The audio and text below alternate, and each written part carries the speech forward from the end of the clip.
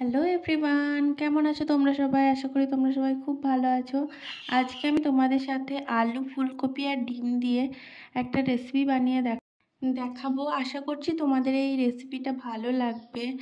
শেষ অবধি রেসিপিটা দেখতে থাকো, তাহলেই বুঝতে পারবে কতটা সহজে এই রেসিপিটা বানিয়ে নেওয়া যায়।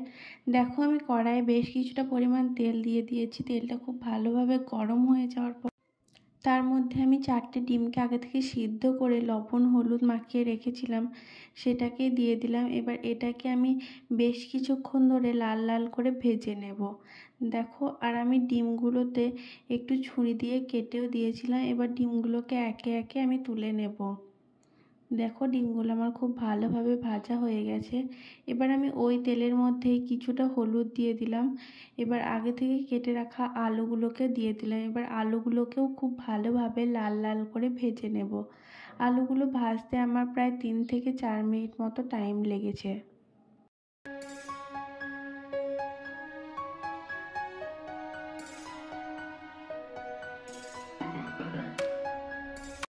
দেখো, এখানে আলুগুলো কত সুন্দরভাবে লাল লাল করে ভাজা হয়ে গেছে। এবার আমি আলুগুলোকে একটা অন্য পাত্রে তুলে রেখে দিচ্ছি। আমার কড়াইয়ে যা তেল আছে তাতে ফুলকপিগুলোও ভাজা হয়ে যাবে, তাই আমি ওই তেলের মধ্যেই কেটে রাখা ফুলকপিগুলো দিয়ে দিলাম। এবার ফুলকপিগুলোকেও খুব ভালোভাবে ভেজে নিতে হবে। ফুলকপিগুলোকে আমি মিডিয়াম ফ্লেমে 7 থেকে 8 মিনিট মতো টাইম ধরে ভেজে নেব। দেখো, এখানে আমার কতটা সুন্দরভাবে লাল লাল করে ফুলকপিগুলো ভেজে নেওয়া হয়ে গেছে। ওই কপিগুলোকে আমি অন্য একটা পাত্রে তুলে রেখে দিলাম। এবার ওর মধ্যে তেলের মধ্যে 1 চামচ চিনি দিয়ে দিলাম, আর দিয়ে দিলাম 3টে মাঝারি সাইজের পেঁয়াজ। এবার পেঁয়াজটাকে বেশ কিছুক্ষণ ধরে ভেজে নিতে হবে। পেঁয়াজটা যখন হাফ ভাজা হয়ে যাবে, সেই সময় আমি ওর মধ্যে 1 টেবিল স্পুন লঙ্কার গুঁড়ো অ্যাড করলাম। লঙ্কা গুঁড়োটা অ্যাড করার পরে এটাকে আমি প্রায় 2 মিনিট মতো ভেজে নেব। দেখো, এখানে আমার খুব ভালোভাবে ভেজে নেওয়া হয়ে গেছে পেঁয়াজটাকে। এবার আমি ওর মধ্যে 1 চামচ আদা বাটা, 1 চামচ রসুন বাটা আর 1 চামচ জিরে আর ধনে বাটা দিয়ে দিলাম। জিরে আর ধনে বাটাটা দেওয়ার পরে আমি ওর মধ্যে কিছুটা জল অ্যাড করলাম। এবার মশলাটাকে খুব ভালোভাবে কষিয়ে নেব। দেখো, মশলাটা কষানোর সময়ই আমি দিয়ে দিলাম 1 চামচ হলুদ গুঁড়ো আর 1 চামচ লবণ। তোমরা তোমাদের স্বাদ অনুযায়ী লবণটা দিয়ে দেবে।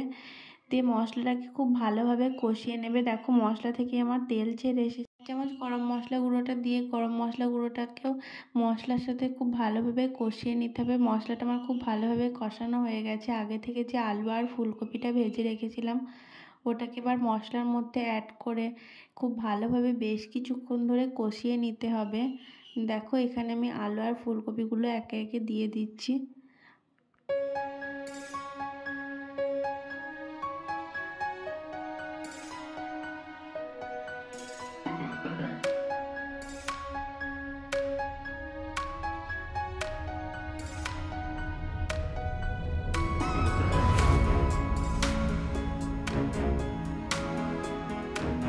আলু আর ফুলকপিটাকে মশলার সাথে খুব ভালোভাবে মিশিয়ে নিতে হবে।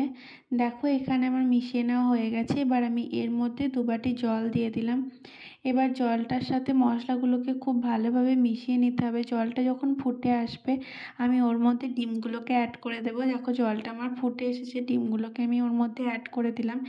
এবার এই ডিমগুলোকে অ্যাড করার পরে আমি এটাকে প্রায় 10 থেকে 15 মিনিট মতো ফুটিয়ে নেব। তাহলে আলু আর ফুলকপি আমার খুব ভালোভাবে সিদ্ধ হয়ে যাবে। দেখো, এখানে আমার ঝোলটা একদম রেডি হয়ে গেছে। তোমাদের যদি এই রেসিপিটা ভালো লেগে থাকে তাহলে অবশ্যই একটা লাইক করো, শেয়ার করো। আর এইরকমই নতুন নতুন রেসিপি দেখতে চাইলে অবশ্যই আমার চ্যানেলটাকে সাবস্ক্রাইব করে নিও। Tata, bye bye. দেখা হচ্ছে আবার নেক্সট ভিডিওতে।